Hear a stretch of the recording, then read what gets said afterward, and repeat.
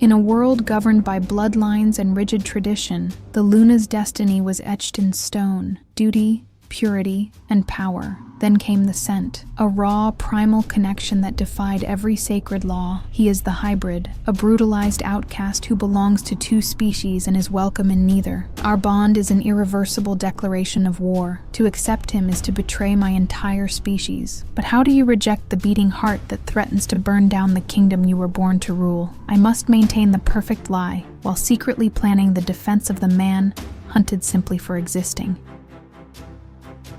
I am Sierra Vance, 25 years old, and the weight of my impending execution felt heavier than the ceremonial armor I usually wore. We were hidden deep within the woods, in the cramped, comforting silence of the Ash Hollow Sanctuary, a forgotten hunting cabin that had become the fortress of our fragile future. The air inside smelled of pine, old dust, and the intoxicating, raw scent of my mate. I ran my fingers over the binding of my cipher journal, the only place where the true tally of loyalties and potential allies existed, hidden within complex, rotational codes. Every night before meeting Jace, I secured it, knowing its discovery meant immediate condemnation and proving the Whispering campaign correct in every treasonous suspicion they had sown about my divided heart. I watched Jace Kane, 29, as he methodically sharpened a blade. The firelight caught the planes of his rugged build and highlighted the scars that mapped his painful history. His intense amber eyes, usually shadowed by a perpetual, watchful caution, met mine. He was the living, breathing indictment of the ancient purity laws, a revolution simply by existing in my presence. "They're closing in, Luna," Jace murmured, his voice a low vibration that settled the frantic beating of my heart. He never called me Sierra when the walls felt thin. It was always Luna, a stark reminder of the chasm between us. He didn't belong to this world, yet he was woven into the very fabric of my soul, since the fated convergence bound us together, defying tradition and destiny alike. "The Whispering campaign is working too well," I admitted, pushing a strand of striking blonde hair back from my face. My authoritative posture felt like a flimsy shield these days. "The elders have mobilized the lesser houses. They are twisting every tradition, using the laws codified in 1789 as a blunt weapon against my leadership, claiming my very presence taints the Silverwood lineage." Jace flexed his hand, and I noticed the metallic glint hidden beneath his sleeve, the iron collar shard. He used it as a tool, a constant reminder, and sometimes, I feared, a penance. It was a fragment of the brutalization he had survived in the human domains, a symbol that proved why the Silverwood pack was desperate to eradicate his kind, fearing the primal strength he represented. "They want you to reject me publicly," he stated, his tone flat, devoid of emotion, yet laced with unbearable pain. "If you do, they spare the Silverwood pack the war. You keep your crown." I moved closer, placing my hand over his scarred chest, feeling the heavy, steady thump beneath my palm. "That bond is complete, Jace. It's irrevocable. I cannot reject you. It would tear us both apart, soul from body. And even if it didn't, I wouldn't. Not for every crown in every territory." He caught my hand, bringing it to his lips, his gaze fiercely protective. "Then tonight, we force their hand. We end the whispers and start the screams." The transition from the wild safety of the dividing line back into the Silverwood citadel was jarring. The ancient stone fortress radiated cold luxury and the crushing weight of centuries of tradition. I held the Vance crest, heavy, cold metal, the official seal of the Luna's authority, in my hand, preparing for the final public lie I would have to tell before unleashing the truth. The great hall was silent, packed with every elder, Beta, and Alpha from the allied packs. The air was thick with expectation and judgment. This was the moment of the tribunal of allegiance. At the center of the semicircle of judges sat Theodore Sterling, 67 years old. He was a towering, imposing figure, his severe graying temples framing a face carved from granite. Theodore was the chief arbiter of tradition, dogmatic and unforgiving, and his sharp suit attire seemed to mock the primal nature of our dispute. He was the architect of my downfall, the one who orchestrated the Whispering campaign from the shadows, eager to replace me with a more compliant successor. "Luna Sierra Vance," Theodore's voice boomed, amplified by the cavernous hall. "You stand before this tribunal of allegiance to answer for the grievous offenses against the established order and the sanctity of the Silverwood lineage. Your loyalty is called into question." I met his gaze, my silver blue eyes refusing to waver. I knew the script they wanted: deny the bond, denounce the hybrid, promise to secure an approved mate. But the heat of Jace's touch, the memory of our shared life, however brief, burned away the necessity of obedience. My resilient leader's resolve hardened into steel. "I understand the charges, Elder," I replied, my voice strong, carrying effortlessly across the tense silence. "Treason, corruption of the bloodlines. Violation of the purity laws. Theodore leaned forward, his hands resting heavily on the polished wood. The creature, the anomaly, known as Jace Kane. We demand, publicly and formally, that you renounce the involuntary bond and pledge to submit to the sacred duties of your station, thereby ending this disgrace before it ignites the territories. The atmosphere was unbearable, the gathered wolves waiting for the inevitable choice. I saw the relief dawning in Theodore's eyes, certain I would choose my crown and avoid the bloodshed. They had underestimated the strength of the fated convergence. They had underestimated love. I raised the Vance crest high, displaying the ancient seal of my authority for the last time. Then, with a calculated, devastating sound, I hurled the metal crest across the hall. It struck the stone floor near Theodore's feet, shattering the silence and the last vestiges of my previous life. The sound echoed the destruction of my duty. I will not renounce him, I declared, every word a deliberate act of war. The bond is irrevocable. It is primal. It is done. A collective gasp swept the hall. Theodore Sterling, the picture of measured control, finally lost his composure. His face flushed crimson with rage. You choose extinction. You choose war over the security of your people for a creature that deserves nothing but the eradication his polluted blood mandates. Theodore roared, leaping to his feet. I choose my mate, I corrected him, stepping down from the dais, abandoning the ceremonial stage. And I choose the truth. The ancient laws are built on fear and hatred, not strength.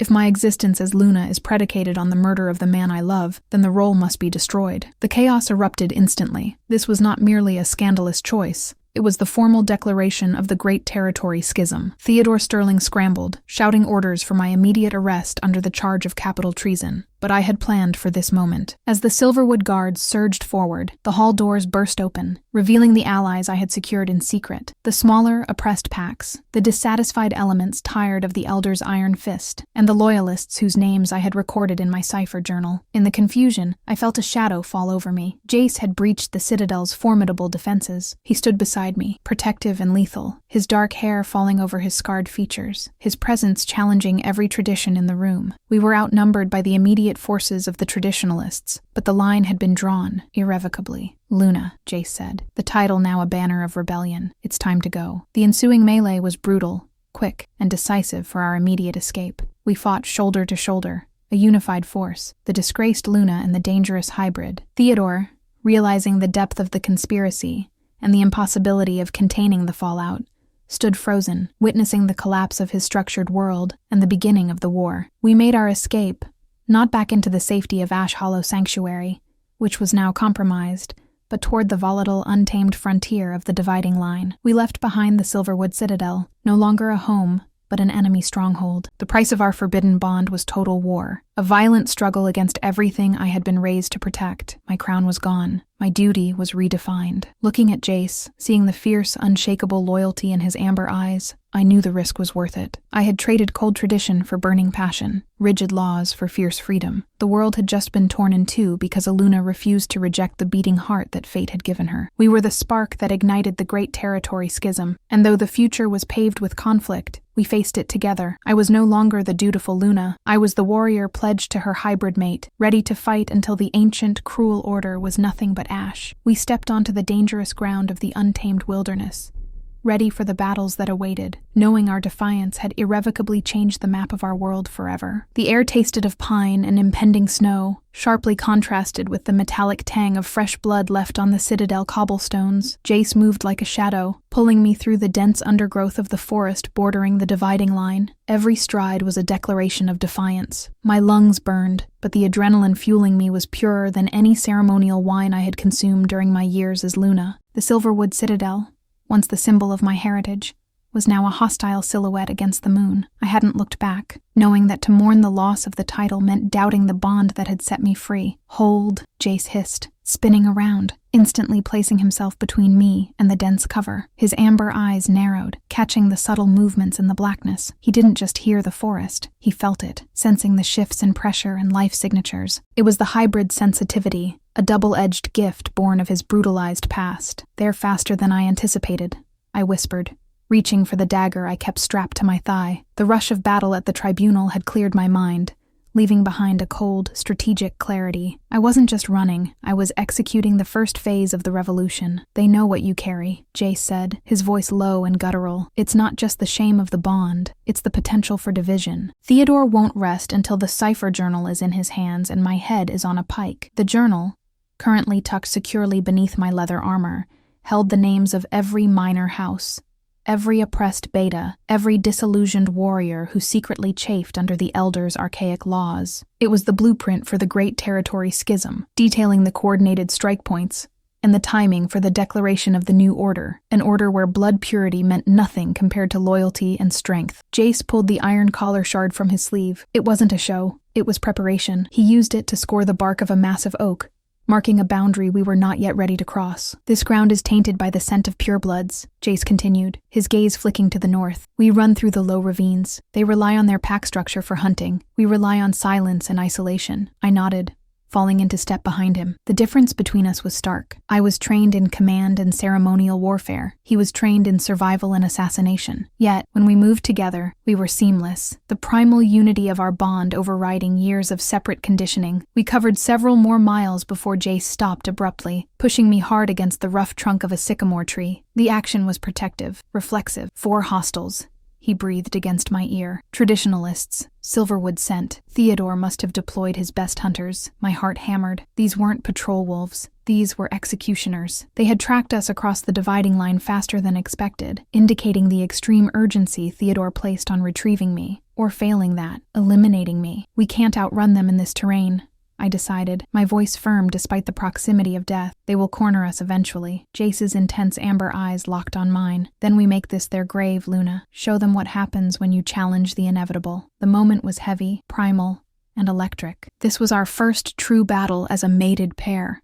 not behind the walls of the Silverwood citadel, but out here, in the cold, unforgiving wild that reflected his spirit. I stepped out from behind the tree, drawing both my dagger and a modified short hunting rifle, a controversial weapon among the wolves, who preferred claws, but one I had championed for its utility. "They are approaching from 3 distinct points, trying to encircle us," I analyzed, reverting instantly to my military training. "If we take the high ground on that ridge—" "No," Jace interrupted, his voice edged with impatience and lethal intent. "We let them believe they have us pinned. They fight to capture you.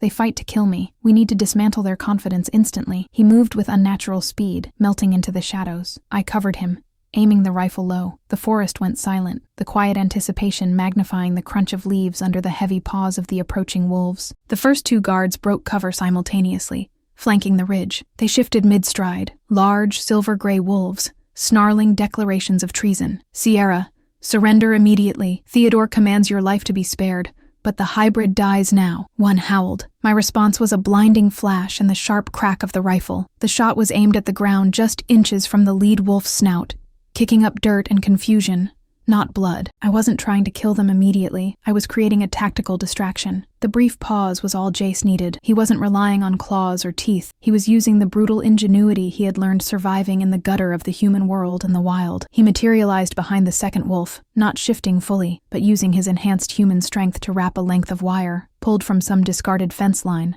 around the wolf's neck. The wolf thrashed, choking, scrambling to shift back into human form, but Jace held the tension with inhuman force, his face a mask of cold, predatory efficiency. He wasn't burdened by the werewolf code of honor and combat. He was a survivor. While the first wolf was distracted by his dying comrade, I moved. I dropped the rifle, pulling a second dagger, and lunged, utilizing the years of defensive training I had received, now focused not on parade ground precision, but lethal necessity. I drove the dagger handle first into the wolf's ribcage, just enough to stagger him and send a paralyzing jolt of pain. "The time for capture is over!" I shouted, my voice raw and unfamiliar, sounding more like a war cry than a Luna's decree. The 2 remaining hunters, alerted by the sounds of distress, rushed in from the south. They were momentarily stunned to see their colleagues neutralized so quickly by what they viewed as a rogue, polluted creature, and a woman who was supposed to be a graceful figurehead, not a killer. This moment of disbelief was the opening we needed. Jace released the strangled wolf, who collapsed, unconscious, not dead. Jace looked at me, a silent communication passing between us. "Save the strength. We need them alive to send a message." He grabbed a discarded branch, thick as my arm, and met the charge of the two final wolves. The fight was a blur of primal fury and tactical precision. Jace didn't just fight, he dismantled. He dodged the snapping jaws of one wolf and brought the heavy branch down on its spine with a sickening crack, instantly crippling its shiftability. The last wolf, a female beta, shifted back in terror, staring at the sight of the hybrid's devastating power. She realized they were facing something outside the traditional rules of engagement. I stepped forward, my silver blue eyes burning with the fire of the conviction I felt for Jace. I pointed the tip of my dagger at her throat. "Go back to Silverwood," I commanded, my voice resonating with an authority that surpassed my former title. "Tell Theodore that the Luna he knew is dead. Tell him that the laws of 1789 are dust. We fight for the future, not for the ghosts of the past." The beta scrambled backward, her hands raised in fearful surrender, leaving her fallen comrades. She fled into the night, carrying the vivid, brutal message of our strength. Jace and I stood side by side, panting, the smell of fear and ozone hanging in the air. We were unharmed, but the cost was evident. We had just physically engaged and defeated a Silverwood retrieval team. There was no turning back now. The Great Territory Schism was not just declared, it was being fought. Jace turned to me, his expression softening only slightly as he looked at the blood smeared on my armor, not my own. He reached out and gently brushed a strand of striking blonde hair from my cheek. "You were magnificent, Sierra," he murmured, using my first name, a small intimacy that meant everything when the world was tearing itself apart. "You lead better in the field than you ever did on the dais." I leaned into his touch, the intensity of the bond thrumming between us, a stark contrast to the cold fear of the forest. The Silverwood citadel felt a million miles away. My hands, once meant to hold the Vance crest and sign treaties, now held the weapons of revolution. We took a moment to quickly secure the unconscious wolves, tying them to trees to be found later, their survival guaranteeing Theodore's fury and proof of our mercy, a mercy he would never show us. "We must move quickly," I insisted, already turning toward the deeper, more dangerous heart of the dividing line. "They know our general location. We head to the Ash Hollow Sanctuary, but only to retrieve the cached supplies. We cannot stay there. It's too exposed now." Jace nodded, leading the way. "Ash Hollow is just a stepping stone. We need to secure the border clans listed in your cipher journal before Theodore rallies the loyalists. We need an army, not a safe house." As we plunged deeper into the wilderness, I felt the familiar weight of the cipher journal against my body. It was no longer a document of secret treason. It was the manifesto of our war. I had traded cold duty for the heat of defiance, and the path ahead was terrifying, paved with violence, yet illuminated by the fierce, protective presence of my mate. The cost was total: my crown, my peace, and the lives of those I loved. But standing next to Jace, the hunted hybrid who was my undeniable destiny, I understood the profound truth of my choice. I had not lost my world. I had abandoned a prison. Our bond was the revolution, and we would burn the old world down to build a new one. Together. The fight had only just begun, and I was ready for every single step. The deeper we traveled into the dividing line, the more the forest seemed to wrap around us, insulating us from the world we had just shattered. The residual scent of the pureblood trackers was already dissipating, washed away by the crisp, moving air and the dense overlay of moss and decaying leaves. Every stride Jace took was purposeful, a silent affirmation of his claim on this untamed space. He was truly home out here, where no society judged his composition, only his ability to survive. I walked close behind, my hand occasionally brushing the rough fabric of his tunic, seeking the reassurance of his solid presence. The transition from Luna to outlaw had been swift and brutal, yet there was a clarity in my vision now, that the politics of the Citadel had been stripped away. I was no longer navigating the subtle poisons of court. I was fighting simple, physical evil, Theodore, and the archaic laws he represented. "Ash Hollow isn't much further," Jace murmured,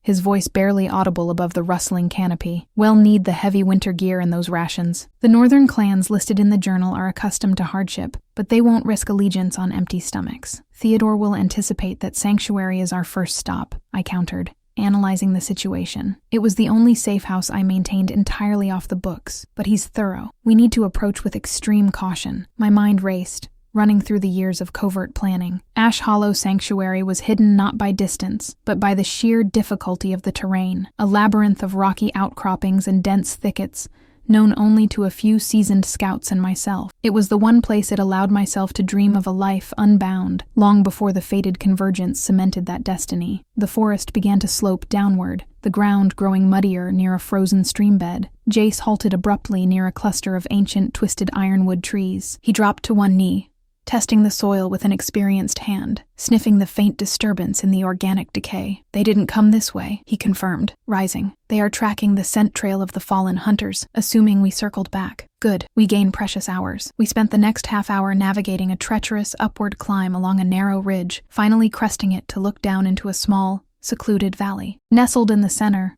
almost swallowed by the relentless wilderness, was Ash Hollow. It was nothing more than a squat, rough-hewn log cabin, smoke-stained and ancient, but to me, it represented independence. "I left the backup battery for the cipher decoder here," I reminded him. "The physical journal contains the general locations and grievances, but the names and codes for contact are encrypted on the disk. We can't move without those." Jace nodded, his amber eyes scanning the periphery. "I smell no recent intrusion, but the air is too still. I go in first.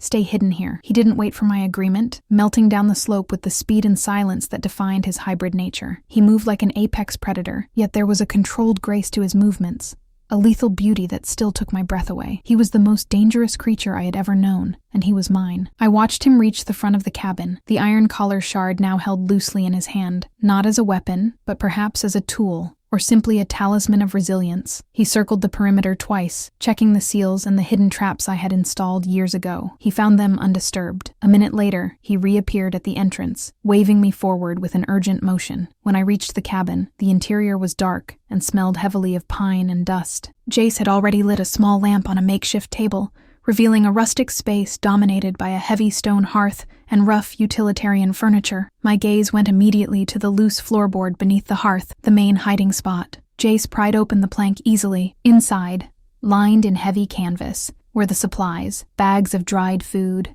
medical kits, maps, the necessary cold weather cloaks, and the small waterproof box containing the cipher components, and the most critical item, the sealed wooden chest holding the Vance crest.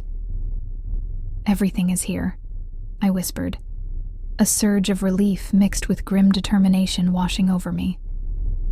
I lifted the heavy wooden chest, feeling the familiar, carved wolf's head of the crest beneath the wood. This seal was my legacy, and now it would be the tool of its destruction. Jace had already pulled on a heavy, fur-lined coat. He turned to me, his scarred features stern. "We need to move. 5 minutes, Sierra. That's all we can afford." As I reached for the cipher box, my fingers brushed against a small, folded piece of parchment tucked neatly beneath the heaviest winter cloak. It was clean, unnaturally so, stark white against the rough wool. I frowned, pulling it out. It was sealed with a wax impression, not the Silverwood seal, but a smaller personal mark used only by Theodore. A cold, sick dread coiled in my stomach. Theodore hadn't just tracked us. He had anticipated my desperation. "Jace," I warned, my voice tight. I broke the seal. The note was brief, written in Theodore's severe, precise script. "Luna, I always knew your heart was soft. Sentiment is the weakness of women who seek power they cannot manage. I knew you would turn to this pitiful refuge when the walls closed in. Consider this my mercy. You may have the supplies, but know this. I have already visited the families listed in your journal. They believe you have betrayed them and fled, leaving them to face the consequences of your folly. The schism will begin. But without their support, it will be only your execution. The crown awaits your return. Do not force me to destroy everything your noble family built. Reject the hybrid, and some semblance of order can be salvaged. Theodore." I felt the blood drain from my face, the paper shaking in my grip. He had been one step ahead, not just reacting to the tribunal, but systematically undermining my rebellion before it even began. The Whispering campaign had not just been about spreading rumors, it had been about turning my allies into potential enemies. Jace moved instantly, sensing the catastrophic shift in my demeanor. He snatched the note from my hand, his intense amber eyes blazing as he devoured the words. His hybrid scent, usually a mixture of earth and ozone, was suddenly sharp with pure, unadulterated rage. This was the climax, the realization that their strategic advantage was zero, and the ground zero for the revolution had been poisoned. "He lied," I whispered, reeling. "He couldn't have visited all of them. It's a trick to slow us down, to make us doubt the cipher journal's contacts." "It doesn't matter if he lied," Jace growled, his voice a low, terrifying rumble. He crushed the paper in his fist. "It matters that he inserted the doubt. If we arrive, and they believe we sold them out, we walk into an ambush." My heart hammered a frantic rhythm against my ribs. This wasn't just about political maneuvering now. It was about the lives I had promised to protect and elevate. My loyalty to Jace had inadvertently signed their death warrants. "We go to them anyway," I declared, my resolve hardening into steel, overriding the terror. I reached into the wooden chest and pulled out the Vance crest, a heavy medallion of silver.